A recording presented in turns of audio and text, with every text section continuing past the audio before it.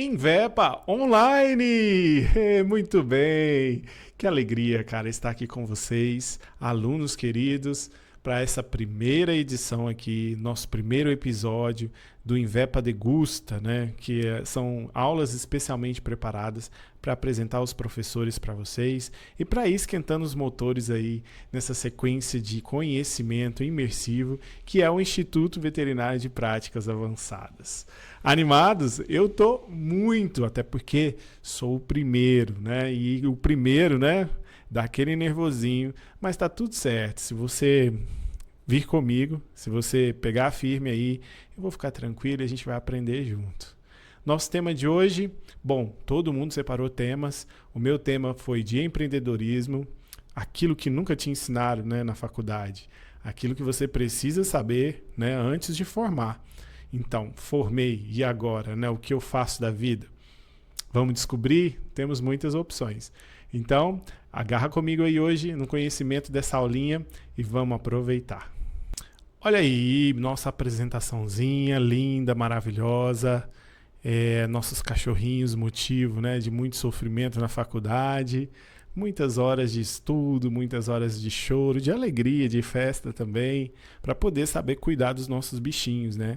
Aqui é a casa dos cães e dos gatos, então a gente vai falar da nossa praia, que é cão e gato. Vamos começar nosso tema de hoje?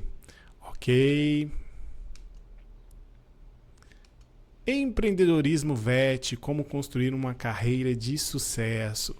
Já parou para pensar na sua carreira?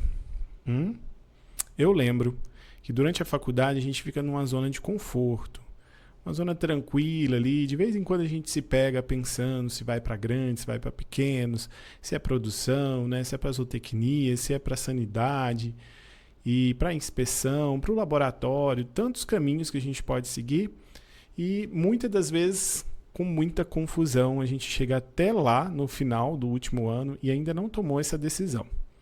Então, construir uma carreira de sucesso sem saber para onde a gente quer ir pode ser um baita problema. Quem nunca chorou no chuveiro, né? Em posição fetal ali no cantinho, naquela ansiedade, naquele nervosismo. Mas calma, tudo vai se organizando. Hoje estou aqui para te ajudar a organizar. Então, nosso tema é empreendedorismo VET, como construir uma carreira de sucesso.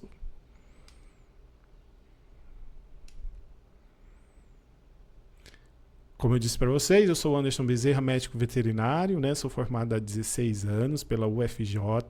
No tempo, na verdade, UFG, né? Agora é o UFJ, que é o campus aqui de Jataí. E trabalho desde então com pequenos animais. Essas são as nossas empresas, né? As 4 empresas do meu coração, que é a Center Dog, né? Onde nós temos uma clínica 24 horas, referência aqui em Jataí. A Vinhal Vet também, uma clínica 24 horas que chegou no segundo momento aí, já vou falar mais sobre isso também, referência em Jataí. O Posto Saúde Animal, né? Que até então era o nosso caçulinha, que é o nosso consultório solidário. E agora o Invepa, né? Então, esse grupo maravilhoso se formando, o nosso ecossistema, para poder, além de tratar os animais, também oferecer conhecimento técnico para você. Quem sou eu? Bom, se você nunca ouviu falar de mim, agora vamos falar um pouquinho de mim. Quem sou eu? Vamos lá. 38 aninhos, 16 de formado, né? O tempo passa, o tempo voa. E desses 16 anos começou a minha saga de empresariado. Primeiro fui trabalhar, né, recém-formado, acabei de formar e mudei de cidade. Fui trabalhar na Rio Rações em 2010 e trabalhar com grandes animais. Nada a ver do que eu tinha pensado para minha vida. Sempre fui um cara dos pequenos animais, das aulas práticas de pequenos, as de grandes só ficava ali olhando. Sabia alguma coisa, mas nunca foi minha paixão. Mas a primeira oportunidade foi com grandes animais. O bom que foi um step, né? Foi um degrau para que logo em seguida, 3 meses depois, uma oportunidade se abrisse lá na nova cidade que eu morava. E aí eu fui chamado para uma clínica de pequenos animais ali, na Dr. Pedro. O rapaz viajou e eu assumi a clínica diurnamente. E em 2011, né, um ano depois, eu acabei abrindo a minha primeira clínica, a Dr. Pet. E a gente vem uma sequência, Dr. Pet em 2011, a Prontovet em 2012, foram as minhas clínicas solo. E aí, em algum momento, a minha irmãzinha, doutora Lilian, da Alpisol, acabou se formando, né? Ela que é um pouquinho mais nova que eu, estava na faculdade quando eu formei, e acabou se formando e me convidando a voltar para o lar e trabalharmos juntos.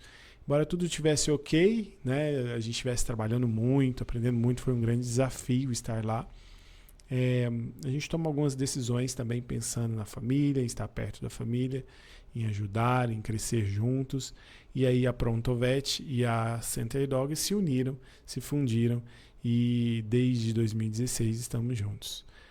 Lá em 2019 eu me especializei em ortopedia, né, pelo Instituto Qualitas, e comecei lá em Curitiba e acabei terminando lá em Brasília.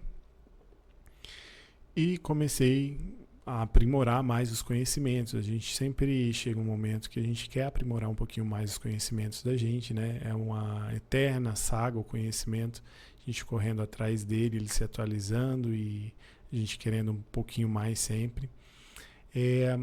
E o próximo passo foi a Vinhalvet, foi a aquisição da Vinhalvet, era uma clínica já existente aqui na nossa cidade.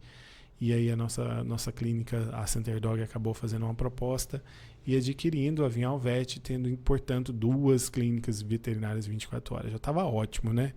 Mas o espírito empreendedor falou mais alto. E aí lá em 2021, ou melhor, em 2022, a gente abriu o Posto de Saúde Animal, que é o nosso consultório solidário para cuidar de pequenos animais. Tinha um nicho que talvez a gente não tivesse alcançado até então com as outras 2 clínicas, né? Diversificando também o nosso público. E ele está lá, firme e forte, nosso caçulinha, até a chegada do Invepa. Então, uma proposta diferente, né? Uma proposta de conhecimento, de educação continuada, né? E você está aqui por isso, não é mesmo? Então, quem sou eu? Sou o cara que passou por todas essas situações, chorou, sorriu, sempre acompanhado, ali, dado a mão com a minha irmã. A partir do momento da Center Dog para frente, a gente nunca se soltou mais e estamos aqui. Bom, agora que você sabe um pouquinho do meu caminho, né, da onde eu passei, quero te contar, quero melhor te perguntar se esse pouquinho desse resumo aí do que eu fiz, se isso te trouxe alguma inspiração, né, do que eu te contei, te trouxe alguma inspiração? Eu particularmente acho históricos, né, interessantes, porém não me inspiram. Todo mundo pode ter uma história, né, de empresas, de faculdade, de tudo, mas isso não me inspira. E a inspiração é o que eu gostaria de falar nesse momento com vocês. Inspiração, no conceito ali do nosso chat GPT, é o impulso criativo ou motivacional que leva uma pessoa a agir, pensar ou criar de maneira significativa. Ela pode surgir a partir de uma ideia, de uma emoção, experiência ou observação, provocando uma reação emocional ou intelectual que estimula a criatividade, inovação ou mudanças. A inspiração é muitas vezes vista como uma fonte de energia interior que orienta a pessoa a buscar algo novo, melhorar uma habilidade ou resolver um problema de forma original. Cara, como o conceito de inspiração é grande, profundo, envolve tantas coisas, desde emoção a percepção intelectual, a estímulo, a criatividade. Inspiração é muito mais do que só ouvir algumas coisas e se inspirar, mas é um combustível para qualquer sonho. Os sonhos começam com inspiração. E hoje eu quero tentar te inspirar um pouquinho, né? Bom, quem eu era antes de formar? Só tinha uma caneta e um sonho. Não é assim?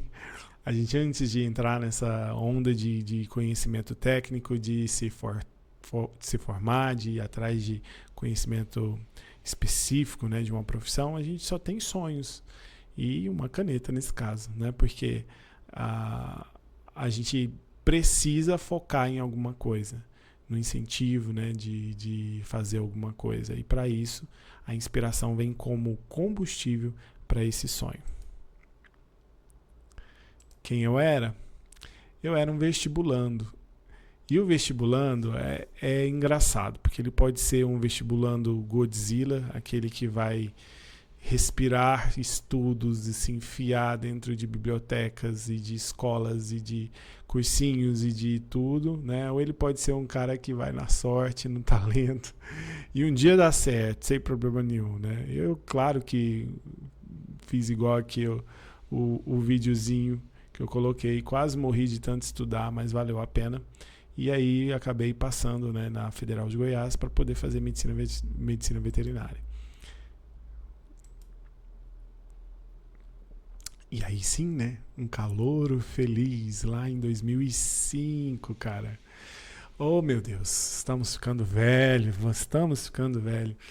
2005, um calouro feliz. Porque todo calouro é feliz. Você já viu calouro triste? Não, todo calouro, tudo é lindo, tudo é maravilhoso, com os seus cadernos, né, lindos, as meninas com volta como se fosse o primário, cheio de glitter, cheio de cores, né?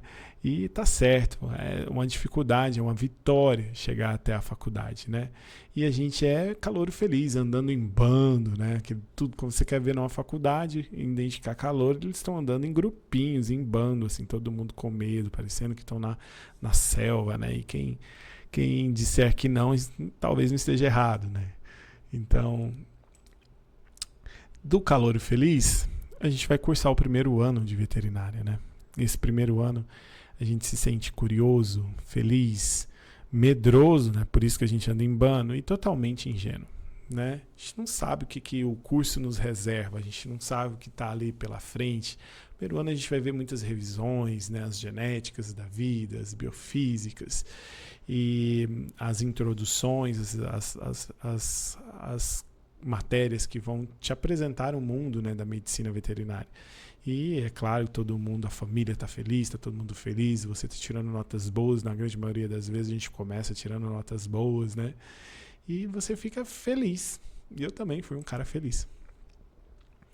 Já no segundo ano, né, a gente já começa a empolgar, a ficar mais concentrado no curso, porque as coisas começam a ficar um pouquinho mais apertadas.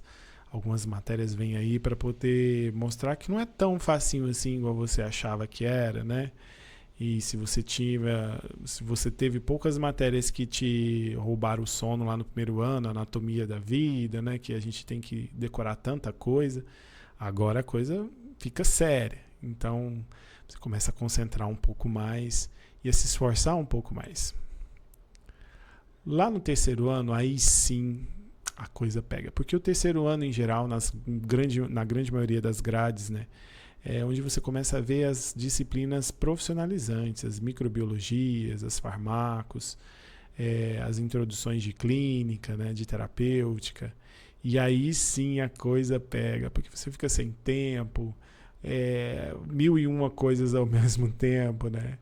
E eu lembro muito bem dessa época que, por um lado, você estava um pouco entediado com algumas matérias mais básicas, a gente começou a ver medicina de verdade, a falar de terapêuticas, a falar de coisas que eram do mundo que a gente vai respirar o resto da vida, né? Na grande maioria das vezes. Já no quarto ano, aí a coisa pega. Porque a parte emocional começa a se ativar muito ali. Você começa a se cobrar muito, né? Do que você vai fazer da vida. Grandes, pequenos, produção, sanidade, laboratório, clínico. Você não sabe muito bem. Se você chega até lá no quarto ano, você tem um pouquinho de ideia de cada coisa, mas ainda não se decidiu. E aí vai bater naquela ansiedade, né? E aí você precisa começar a ter esse autoconhecimento. Você precisa começar a ter essa necessidade, né, de balancear o que você quer com o que você está aprendendo e se descobrindo que gosta ou não gosta, né? Então é normal até uma pessoa lá, quando é feliz, quando é calor, falar, eu quero ser isso, eu quero ser aquilo, e lá no quarto ano ele está falando coisas totalmente diferentes, né? Isso é normal. Então, se você está aí no quarto ano dessa forma, aí, igual o Bob Esponja, ó, ansioso, deprimido e precisando de um autoconhecimento, não se preocupe, você está seguindo o script básico do estudante de medicina veterinária. quinto ano, o sentimento muda um pouquinho, porque embora a gente ainda está inseguro, é um mix de coisa. Porque você está esquentando os motores para sair da faculdade, porque você não aguenta mais, né, aquilo lá, mas ansiosíssimo e inseguro para a vida. Porque aí vem os estágios curriculares, é a época de você sentar e chorar em posição fetal, né? Principalmente se você não tem nada realmente rascunhado e decidido. Então, é algo que abala muito, né, a mente de uma pessoa. E você pode ter um pânico da vida, né, nesse momento do quinto ano. Eu lembro perfeitamente como foi meu quinto ano, aquela vontade, né, de voar e ainda se sentir ali com o tornozelinho, né, preso na faculdade e contando, né, nos dedos para as festividades de formatura e as oportunidades da vida. Até que, enfim, médico veterinário, né, formatura, festas e tudo. E isso é também um mix, como eu falei, a gente fica extremamente envolvido nas festividades, né, no senso de realização, mas lá no cantinho do coração aquele medinho, principalmente se você não está encaminhado, né? Se não tem nada aí. Aí bate a pergunta que te trouxe aqui. Formei. E agora? O que eu faço da vida? Meu Deus. Primeira coisa que eu posso te dizer é que você tem que pensar que quanto mais cedo você tomar uma ação, seja ela qual for, mais cedo você vai colocar o start de todo o efeito cadeia que é a vida. Como eu disse para vocês, já me antecipando na minha apresentação, eu fui para uma área que não tinha nada a ver com o que eu tinha me preparado. Mas aquilo foi o gatilho, aquilo foi o start, foi o primeiro passo para que as coisas começassem a acontecer. Então essa fé, essa ousadia, essa de ter uma ação é muito importante, né? Então vamos falar de ação, né? Doutor, o que eu vou fazer? Tantos caminhos, né? Tantas coisas para a gente fazer depois que se forma. Meu Deus, onde que eu vou arrumar um emprego? Para que lado que eu vou, né? Muitas setas, muitos caminhos, muitas oportunidades e possibilidades. Primeira coisa que você vai se preocupar é com o CRMV. Ninguém que forma e precisa trabalhar, seja qual for a sua área, vai ter que pedir benção lá para o CRMV, né? Então, é interessante você se organizar para poder já estar preparado nessa época de formatura para bater lá na porta do CRMV e se apresentar agora sim, não como um estudante, mas como um habilitado para a profissão. E muita gente não sabe exatamente o que levar, né, do que é necessário, né, para poder se filiar ao nosso conselho. Então, o diploma escolar, o histórico escolar, né, o RG, a documentação básica você vai ter que levar, né, certidão de nascimento, preenchimento do requerimento, né, formulário online que você pode conseguir no próprio site do CRMV, que você se você estiver assistindo aqui de Goiás, é o site do CRMV de Goiás. Se você estiver assistindo essa aula de outro estado, é o site do seu estado. Geralmente tem todos os caminhos, formulários e documentos online para você preencher. Até o momento dessa aula, existia uma taxa de aproximadamente R$500 para poder você se afiliar. Então, é o primeiro grande desafio financeiro aí, quando você se forma, é estar preparado a gastar um dinheirinho para você se afiliar. Depois disso, né, dessa taxa, né, e comprovante de pagamento, e protocolos, e documentos que você vai entregar, né, tudo muito completinho, você vai acabar acompanhando todo o processo. Geralmente leva um tempo para se homologar isso, eles têm assembleias, né, para poder homologar isso. Existe a possibilidade de você fazer uma colação especial e uma entrada especial, né, quando o aluno já está em vista de um emprego, né, já tem um canal aberto, já tem uma oportunidade aberta, então existe essa possibilidade. Inclusive contratei pessoas que já usufruíram desse recurso, né? Então é só falar no seu próprio conselho. Se você está nesse momento, é só falar: olha, fiquei sabendo que tem a possibilidade de pleitear uma antecipação, né, da minha formatura, ou ou do meu CRMV para você ser já habilitado para trabalhar, né? E até você receber a sua carteirinha profissional, né? Hoje a carteirinha digital e agora sim habilitado para poder ser um médico veterinário. Então, todo mundo passou pelo CRMV, todo mundo vai ter que passar um dia e você vai lá tirar o seu CRMV. Bom, aí a gente tem que falar um pouquinho sobre procurar emprego, né? Porque isso é algo que eu passei na faculdade e ninguém me preparou para isso. Embora o emprego tenha me procurado, eu tive a bênção de Deus de não ter que bater perna por aí entregando currículo. Nem sempre é assim. Às vezes você tem que se preparar e fazer um currículo bacana, né? Então, eu que recebo esses currículos hoje, né, há 16 anos contratando pessoas, percebi tantas coisas que às vezes as pessoas não se atentam, né? Por exemplo, o modelo ideal de um currículo é um modelo simples, claro, né, legível, com características, com palavras que a gente vai, de um modo, pegar o seu currículo e ler ali de um modo scanner, passar o olho rapidamente para identificar o texto, porque em geral as pessoas agora em épocas de chat GPT, as pessoas fazem sempre as mesmas coisas, colocam que são proativos, que gostam de trabalhar em equipe, né, que têm habilidades e tal.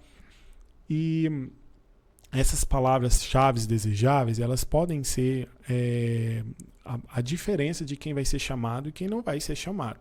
Um bom texto, um bom currículo, uma preparação bacana, ela pode colocar na frente. Mas isso quer dizer que tem que ser aquele currículo todo cheio de glitter, com fotos, com coisas pessoais, né? Cheio de flores, borboletas ou cachorrinhos, porque você gosta de cachorrinhos. Não. É claro que uma pessoa mais ideal para falar de todas essas estruturas seria alguém dos recursos humanos, né, que trabalham ativamente com isso. Mas como contratante, eu não vejo isso com bons olhos, né? Quando a gente pega um currículo muito frufruzento e você está vendo que tem muita coisa ali para enrolar, textos e mais textos e coisas para poder encher linguiça, isso não é visto com bons olhos. Então, simples, claro e legível ainda funciona e funciona muito. Lembrando que alguns sistemas de empresas grandes, né, eles fazem essa seleção por softwares e eles colocam palavras-chave para poder selecionar alguns. Agora com IA, isso fica até mais automatizado. Então, a preocupação com o currículo tem que ser ainda maior, né? Então, algumas palavras-chave de um currículo bacana: liderança, disponibilidade, comunicação, soft skills, que são palavras da moda, né? A gente está sempre falando de soft e de hard skills, então são habilidades que eu vou falar bastante agora com vocês, né? Relacionamento em equipe, resultados alcançados, produtividade, são coisas que num mundo de globalização, quanto mais resultados, praticidade, pragmatismo a gente tiver em informação, em mostrar uma ação, melhor nesses processos seletivos. Se você é inseguro, se você demonstra isso mesmo lá no seu currículo, isso pode ser um baita de um problema. E aí chega a entrevista. Então já vi neguinho passar mal na minha frente, de gaguejar, de ficar branco, vermelho, amarelo. E é normal, a gente entende que uma entrevista para pessoas que estão começando, né, júniors em geral, ele vai ser um desafio muito grande, vai ser um momento de se colocar à prova, de ser avaliado, né, pessoalmente, é só você e o contratante, né, muitas das vezes, ou o pessoal do RH que está fazendo seleção, e você vai cumprindo etapas de muitas entrevistas, isso também é comum, e isso é algo que o ser humano normal, comum, acaba tendo que passar. É importante salientar que a preparação durante uma entrevista, ela começa, sabe quando? Quando você decide essa vaga, se candidatar para essa vaga. Não é 10 minutos antes, não é um dia antes. Quando você decide que vai pleitear essa vaga, você começa a se preparar, você começa a se visualizar, a se analisar, um autoconhecimento, se aquela vaga realmente serve para você, se você, o que ela tem de bom, o que essa empresa, né, poderia proporcionar para você, possibilidades. Né? É claro que tudo é muito incerto, é uma loteria, a gente não prevê o futuro, obviamente, mas um estudo bacana da marca, da empresa, da relevância daquela empresa na sua cidade, né, ou aonde você está querendo ir se empregar, isso é preparação. Né? Então, além do conhecimento, né, e do autoconhecimento e do estudozinho da tarefinha de casa antes de você ir para a entrevista, é interessante você separar essa preparação como uma preparação psicológica e uma preparação visual. Nós somos seres humanos e os seres humanos fazem um pré-julgamento, né, de tudo que bate o olho em primeiro momento. Já dizia a máxima, né? A primeira impressão é a que fica. E isso funciona muito na entrevista. Se você segue algum guru aí do recurso humano aí no TikTok, no YouTube, né, nas redes sociais, você vai estar sempre vendo eles falarem sobre postura e comunicação. Então, excessos são muito ruins, né? E a falta deles também. Eu já tive gente que entrou dentro do consultório para uma entrevista e estava no melhor perfume do mundo, mas de uma forma exagerada. E isso rouba a atenção da sua personalidade e do seu perfil comunicativo para outras coisas que não deveriam ser ali naquele momento. Já tive também a infelicidade de entrevistar alguém que estava fedendo, né? Que estava literalmente fedendo mesmo. E uma experiência muito ruim, né? E a gente já julga a pessoa, obviamente, ainda mais o brasileiro que gosta de um banho, já julga a pessoa, né, imediatamente. Então, postura, né? É como você se apresenta, como você senta, como você entra dentro da sala.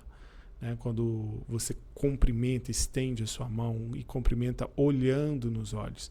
A postura dos seus ombros sempre muito bem posturado, né? Você não está corcunda, pequeno, guardadinho aqui, pequenininho dentro de você. Mas está sempre aberto, né? Sempre brilhando ali, com energia positiva. Quantas vezes eu já entrevistei pessoas que eu não sei o que foram fazer lá, porque já chegaram tão negativas e tão laboriosas com todas as propostas que não sei por que foram, de certo alguém obrigou, né, aí na entrevista. Mas são pessoas, isso pode acontecer. Esse tipo de conselho, né, de instrução é para que você tenha esse conhecimento para não se colocar em situações assim. Né? Comunicação, ela se faz muito assertivamente quando você fala nos olhos. Ai, mas eu morro de vergonha, Anderson, de falar. Tem um macetezinho que é não olhe nos olhos, olhe no meio da testa aqui da pessoa. Às vezes você evita o olho, mas olha no meio da testa. Isso não faz tanta diferença ali. Pode passar batido que você não está olhando no olho, mas pelo menos está olhando para frente. Eu já entrevistei pessoas que só olhavam o chão ou ficavam divagando, olhando as paredes, olhando os objetos em cima da mesa. E isso não é bacana. Né? Durante uma entrevista, o foco é o entrevistador e quem está sendo entrevistado. É uma entrega mútua, né, de comunicação e postura ali. Né? Então, demonstre aquilo que veio com você, mas não somente no papel. A gente traz um currículo e aquele currículo pode estar lá cheio de anotações, mas você é o principal elemento dessa entrevista.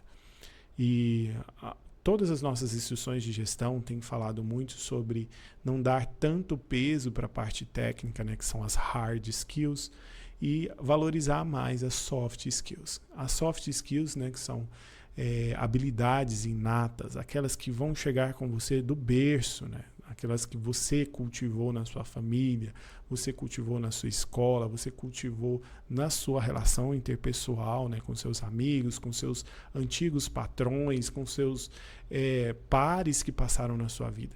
Então, essa sim é uma grande sacada. O Anderson, mas como assim? Sempre ouvi dizer que eu tinha que ter um currículo de peso para poder passar em processos seletivos. Eu digo sim, você tem que ter um currículo de peso para poder passar em grandes processos seletivos. Mas o que eu estou te dizendo é que a parte técnica, ela pode ser aprendida durante a segunda etapa, que é quando você treina esse colaborador. Né? Ou melhor, vou corrigir, ela pode ser lapidada, porque aprendida é uma palavra muito pesada. Né? A gente tem que estar indo para o mercado de trabalho com a base bem formada. Né? E muitas das vezes eu sei que muitas das bases não estão tão seguras assim para se construir um prédio em cima dela. Isso pode dar um baita de um problema, né? Mas você trabalha com o que você tem no momento da entrevista. Então demonstre valores pessoais. Anderson, quer dizer que eu vou ter que falar de religião, vou ter que falar de coisas que eu gosto, cinema, carros, né, moda? Não exatamente. Né? Valores pessoais são valores que demonstram características do seu caráter, características da sua alma, digamos assim. Né? Então, honestidade, pontualidade, transparência, né? Algumas visões políticas podem ou não ser incluídas durante uma entrevista, mas isso é um caminho muito perigoso, ainda mais no Brasil. Se polarizar para a esquerda ou para a direita durante uma entrevista pode ser uma baita de uma enrascada, né? Mas eventualmente alguém pode te questionar alguma coisa nesse sentido. E aí o macete é você se concentrar em valores pessoais que são úteis para a empresa. Né? Então, pessoas felizes, pessoas animadas, pessoas de boa energia, pessoas que querem trabalhar, né? Pessoas que não têm medo de uma palavra que parece que virou um xingamento hoje, que é responsabilidade. Quando alguém fala assim, você gostaria de se tornar responsável por isso? As pessoas assustam. Meu Deus, não, eu não posso me tornar responsável. Sendo que quando a gente é alocado em uma responsabilidade, a gente está ganhando uma grande oportunidade de provar o nosso valor, né? De dizer para que você veio, né? De dizer o que você quer, como você vai agir. Né? São as grandes oportunidades de você evoluir, né? Numa carreira, num caminho. Então, esses valores pessoais, quando eles são bem nítidos, né? Quando a comunicação, quando você coloca pontuações de o que te trouxe até ali, você às vezes não tem tanta coisa técnica, não tem uma pós-graduação, não tem uma experiência, não tem uma vivência para aquela vaga, mas o gestor vai te enxergar como alguém que tem potencial. E isso eu digo sempre, quando você vê um potencial numa pessoa, você pode investir nela, porque ali pode ser um grande sucesso. Prosseguindo, as áreas de atuação. Nós temos tantas áreas de atuação, né, na nossa medicina veterinária, e isso é uma bênção, né? Desde clínica, cirurgia, zootecnia, pesquisa, ensino, fiscalização, epidemiologia, agronegócio, saúde, perícia, inspeção, biotecnologia, nutrição, patologia, comportamento, anestesia, reprodução, consultoria e outras tantas mais. Ufa! Então, alguém chegar na medicina veterinária e falar, tá saturado, não sei o que eu vou fazer, tudo falácia, tudo desculpa fiada, né? Nós temos tantas coisas, tantas áreas, e áreas ótimas, cada uma melhor que a outra, na verdade, né? Dá para se fazer carreira, dá para se ganhar dinheiro, dá para se ter realização pessoal em qualquer uma dessas áreas, qualquer uma dessas áreas. Então, aquele autoconhecimento que eu venho trazendo nessa aula aqui é para que você se situe aí no momento de escolher uma área de atuação, certo? Ufa, falamos de currículo, né? Se você não vai procurar um emprego formal, às vezes você quer se capacitar um pouco mais. Aí você vai atrás de especialização lato sensu. Né? E especializar é algo muito bacana. Tem pessoas que não se sentem prontas ou simplesmente não querem, né, entrar já no mercado de trabalho. E aí a gente vê aqui, tantas áreas específicas, né? Olha quantas. Oncologia veterinária, né? Cuidar dos pacientes oncológicos, dermatologia, odontologia, né, acupuntura, nutrição, cirurgia, diagnóstico por imagem, isso tudo só na parte clínica médica, né, que vai desde ortopedia, que foi onde eu me achei ali, homeopatia, comportamento animal, medicina felina, animais silvestres, tanta coisa a gente pode pensar, mais do que essa lista está aí. E cada vez mais as áreas estão se nichando, né? Elas estão se concentrando para que a medicina veterinária siga os passos da medicina humana, que é cada um se especializa em um detalhe formal e profundo de uma especialidade. E assim o mercado de trabalho está sendo cada vez mais lapidado porque o cliente está procurando isso. Há 16 anos atrás era muito difícil a gente chamar um oftalmologista veterinário, pelo menos aqui em Goiás. Era muito difícil você conseguir especificamente um ortopedista ou um hematologista. E era mais uma medicina generalista, né? Aquela medicina que o cara forma e tem que saber fazer de tudo, né? A gente ainda tem uma boa parte que ainda está presa nesse generalismo, mas está cada vez mais amplo, né? A cultura das pessoas já está um pouco mais preparada para passar pelo clínico médico geral e ser encaminhado para um especialista. E isso abre possibilidades no mercado de trabalho, né? Abre possibilidades para aquilo que algum desavisado, né, chega e fala assim, tá saturado. Cara, não tá saturado. Eu, como contratante, como prestador de serviços, posso te dizer com todas as propriedades, nós não estamos no mercado saturado. Nós estamos no mercado que a cada ano cresce, que passou pela pandemia na marolinha, assim, ó, dando tchau.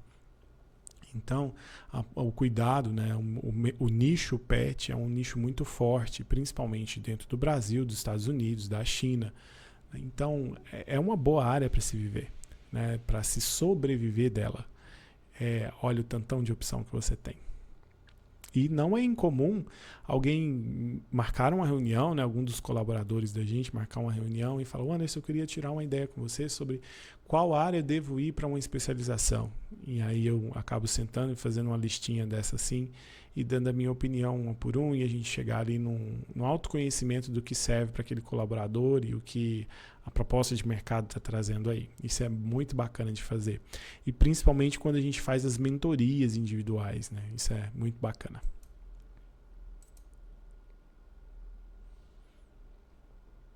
Voltando aqui para as nossas muitas setas e caminhos, né?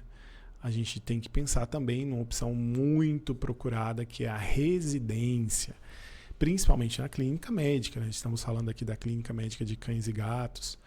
É claro que existem outras residências, mas estamos falando de cães e gatos. Então, a residência é quando você se propõe a passar por um processo seletivo, né, e aprender um pouco mais, esticar o seu tempo dentro de uma instituição de ensino, como as faculdades e os hospitais veterinários aí, públicos. Então, a residência pode ser uma grande sacada para muitas pessoas, principalmente aqueles que não se sentem preparados, né, espiritualmente, preparados emocionalmente, preparados tecnicamente, que querem um tempinho extra ali, né, dentro da faculdade. E olha só que bacana, quantas faculdades a gente tem no Brasil para você tentar um processo seletivo, né, de uma residência. Coloquei aqui um dado importante, que é normalmente o valor dessa bolsa de residência gira em torno de R$4.000, o que para muitos, né, é um ótimo começo. Depende muito de cada região, né? O custo de vida dentro do Brasil ele é um custo muito variável. Mas uma bolsa de R$4.000 para um recém-formado que está se sentindo tão inseguro, né? Meu Deus, não sei o que eu faço, igual lá a figurinha do Bob Esponja que eu falei, pode ser um grande alívio, né? Lembrando que para você chegar até essa bolsa, até essa oportunidade, você tem que estar preparado com um currículo voltado para a residência. Vai passar por entrevista no processo, né, por provas e entrevistas.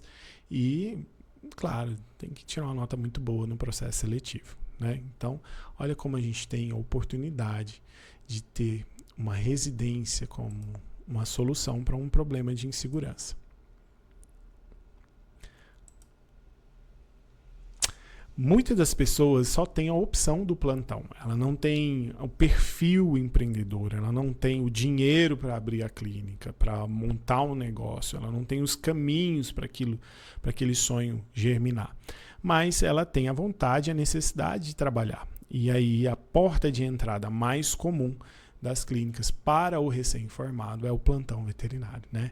O terror da maioria, né? Principalmente dessa última geração Z, ama o plantão. Então é uma porta de entrada comercial ou como veterinário auxiliar, né? Algumas clínicas já comportam ter um veterinário um pouco mais experiente e ali no background tem um veterinário como auxiliar, para que ele vá pegando, né, o jeito da negociação, o raciocínio clínico, as muitas tretas que aparecem, tanto no plantão do fim de semana, quanto no plantão noturno, no feriado, que todo mundo está bêbado e correndo e atropelando cachorros, né? Como o nome diz, né? A gente sabe que plantão é uma loucura e a gente tem que estar muito bem preparado, né? Agora, estar bem preparado, recém-formado, parece que não cabe na mesma frase, né? Porque essa é a realidade das faculdades. A gente não está tendo uma preparação massiva, né? E a pessoa não está saindo pronta para levar tiro lá na faixa de Gaza, né? Que é o plantão. O plantão é infantaria.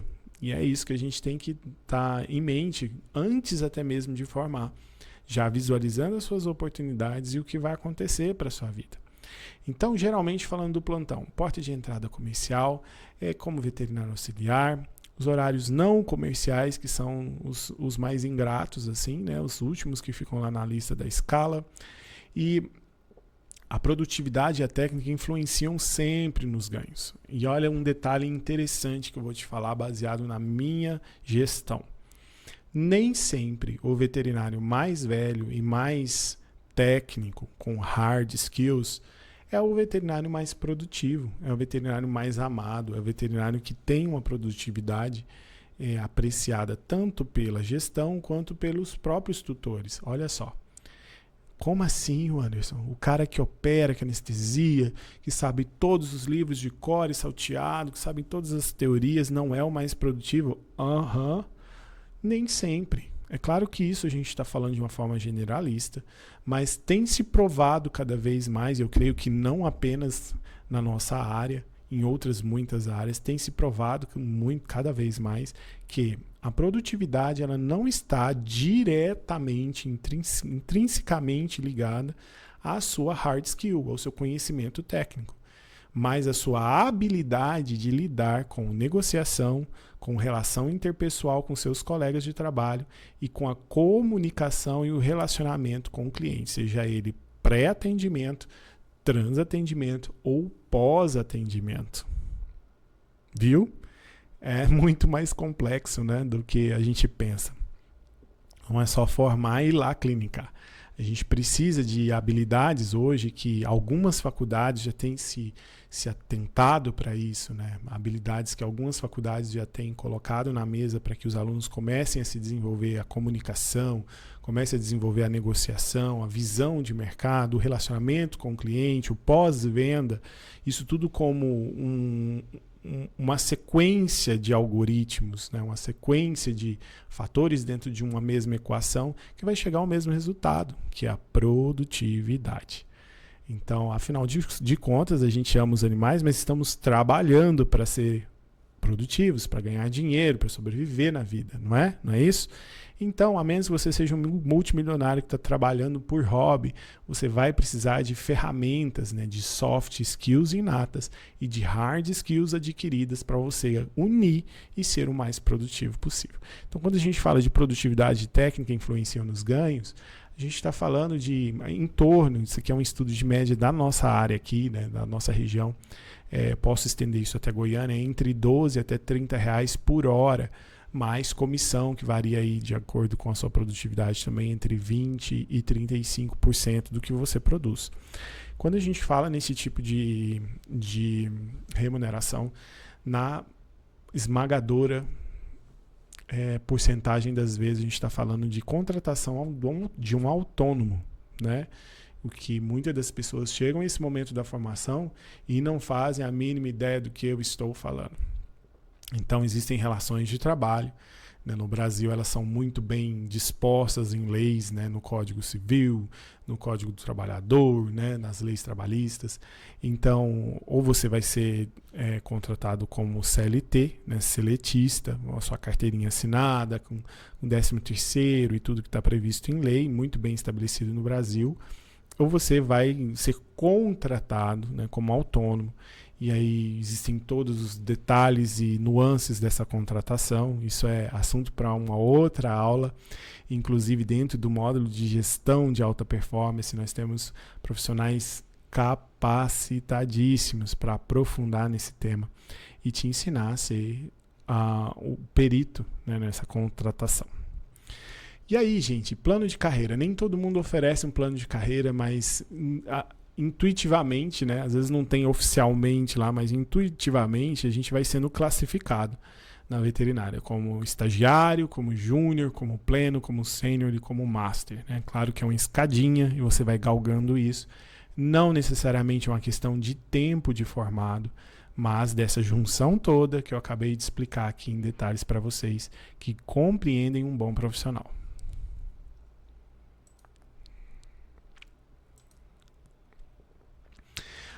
Tem outro tipo de especialização, que é a especialização estricto sensu, né? Que é uma especialização mais formal. Então, a gente está falando de mestrado e doutorado, com suas bolsas respectivas aí para essa modalidade. E olha quantas universidades, né, a gente pode optar por programas de mestrado e doutorado. Eu tenho certeza que da época que eu fiz esse slide, a gente já tem mais, né? Então, se você tem esse perfil pesquisador, se você tem esse perfil acadêmico, ou se você quer aprofundar ao ponto de se tornar mestre, doutorado em determinado assunto, olha como o Brasil tem tantas opções, né? E mestrado e doutorado, ele abre portas para tantas outras coisas além da sala de aula, né? É um caminho diferente, mais longo, mais... dependendo de conexões, né, para você ser aceito em um projeto, em um programa.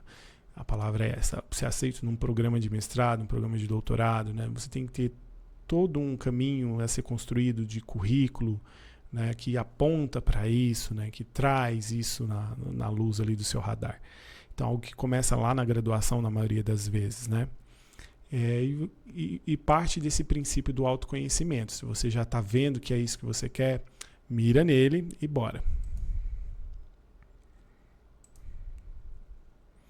Concursos, né? Tem sempre o concurseiro. O concurseiro é aquele cara que não quer o seletista, não está muito afim de bater perna aí nos currículos, nem pegar um plantãozinho de final de semana, né?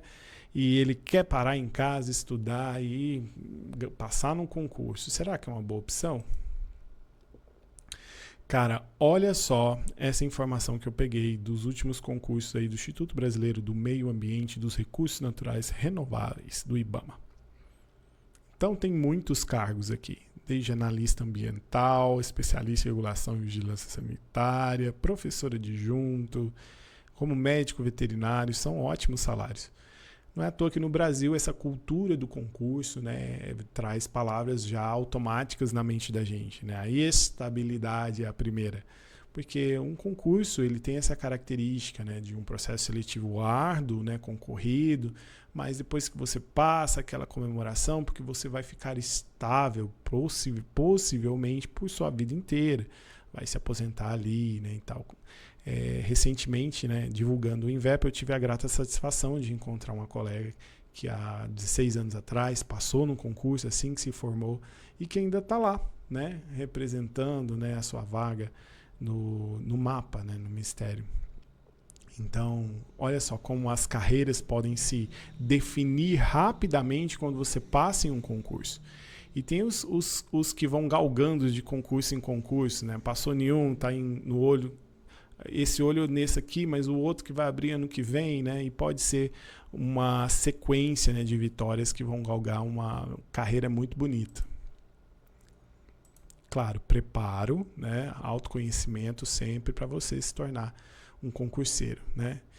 E aí vem a oportunidade de empreender. Se você tem esse sangue, né, de empreendedor, aí você pode querer, né, entrar nessa, assim como eu entrei. Todo mundo falava que eu ia ser professor de faculdade, né? E aí a gente acabou parando aqui no empreendedorismo, olha que bacana. Então, olha quantos diferentes tipos de empresas e áreas de empreendedorismo a gente pode aportar aqui na medicina veterinária, né? Desde clínica veterinária, hospitais veterinários, consultórios que têm as suas diferenças de ação, né? Até onde cada um pode ir, a um simples pet shop, né? De banho tosa, de venda de coisas ali para cachorro, para gato, a ração, coleirinha, né? Que é um ótimo mercado, já comentei isso aqui. Então, clínicas especializadas, né, como eu disse, que estão cada vez mais procuradas, né, como fonte especializada de ação, então oncológicas, cirúrgicas, odontológicas, né, até um tempo eu tinha na minha percepção que viver de odontologia era uma loucura, odontologia veterinária. Né, mas mudei completamente. Hoje a gente tem a dentista que trabalha conosco e só atende odontologia veterinária, né? E tem colegas pelo Brasil e pelo mundo que vivem da odontologia como exemplo, né? E tantas outras aí que a gente pode abrir. Então, como empresário, o céu não é o limite, porque ainda existem as estrelas. Você pode fazer tanta coisa, você pode inventar startups específicas, né, para poder abrir o seu negócio, né? Ideias únicas, ideias disruptivas para poder abrir um mercado talvez não explorado, né? A tecnologia vai se unindo, áreas afins vão se unindo. Hoje a gente já tem os gurus aí do marketing veterinário, né? Do tráfego pago, da tecnologia, né? Dentro do uso da IA, né? Então as coisas estão se formando e se moldando e abrindo novos nichos, novas oportunidades o tempo todo para quem é do empresariado, né? Quem é empreendedor. É claro que você precisa ter tudo formalmente também, não pode meter as caras assim sem regulamentação. Então, registro profissional, formação acadêmica, quando você for atuar, não quer dizer que para ter uma clínica veterinária, você tem que ser veterinário, não é isso que eu estou falando, mas se você for um veterinário e você for ter uma clínica, você precisa do registro. Né? Então, formação acadêmica, seja em administração, seja em gestão, né? Seja na área da medicina veterinária, todos os seus licenciamentos, as autorizações, fora a infraestrutura robusta, né? Seja consultório, seja pet shop, seja clínica, seja hospital, né? Centros especializados de diagnóstico, tudo isso tem que ser levado em conta sempre. Né? Porque dizem, né? Uma máxima aí que no Brasil ser um empresário é ser louco, que o nosso governo ele tem muitos processos, né, que dificultam o empresariado. Não vou entrar no mérito disso, né, da questão governamental, mas fácil não é. Não é, né? Mas acaba se moldando um perfil muito específico de pessoas ousadas, né? Pessoas que têm uma proatividade acima da média, pessoas que têm um caminho próprio, né? Têm opinião, são formadores de opinião, são líderes, né? O empresário nativamente é líder, ele é formador de opinião. Ele tem que ter um fluxo de comunicação muito assertiva, né? Com pessoas, com fornecedores, com clientes, com tutores, né? Com todo mundo.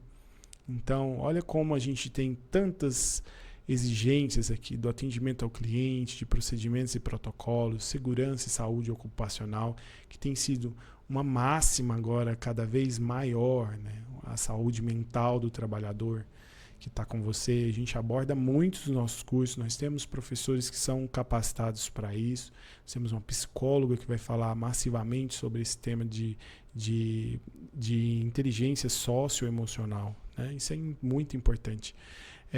Acessibilidade, relacionamento com fornecedores, documentação e registros, sustentabilidade, responsabilidade social e tudo mais.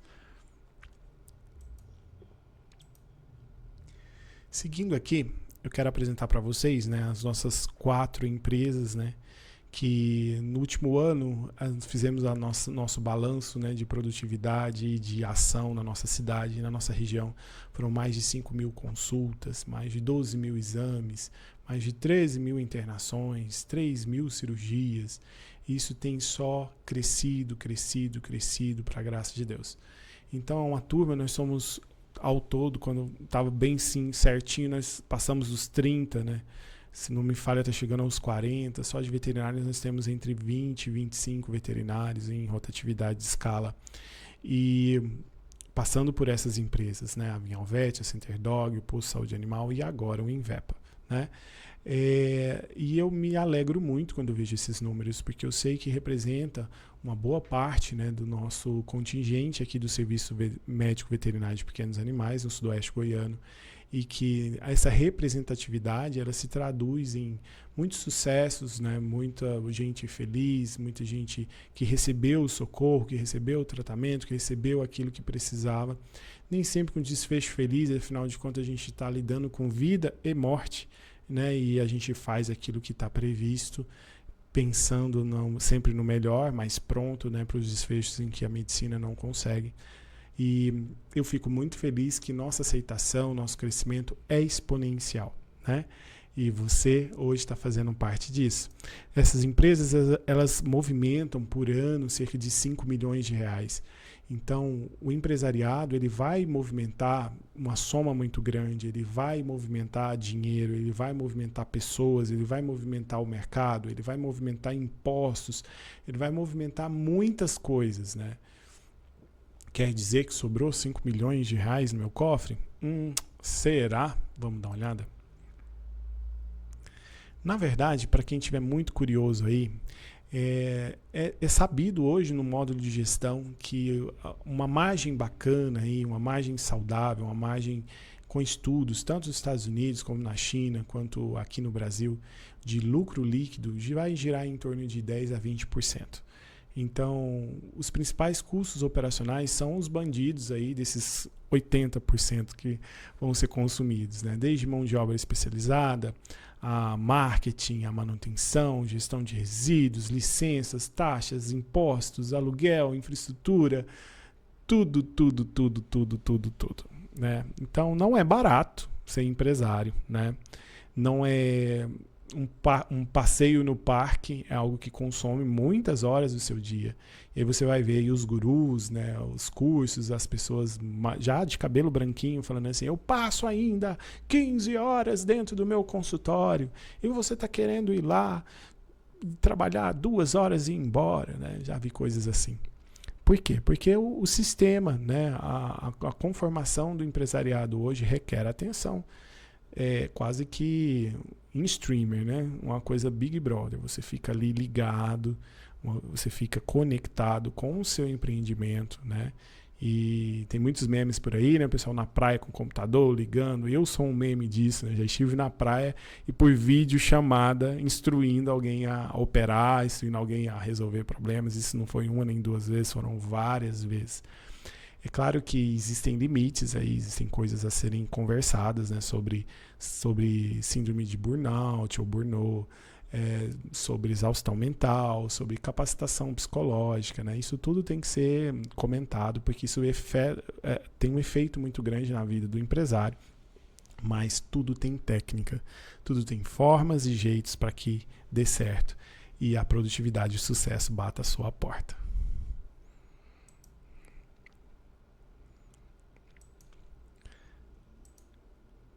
Pessoal, já estou terminando a nossa aulinha e eu só não posso deixar de falar que o estágio é algo tão importante para poder se firmar uma carreira, porque é onde a gente faz o nosso network.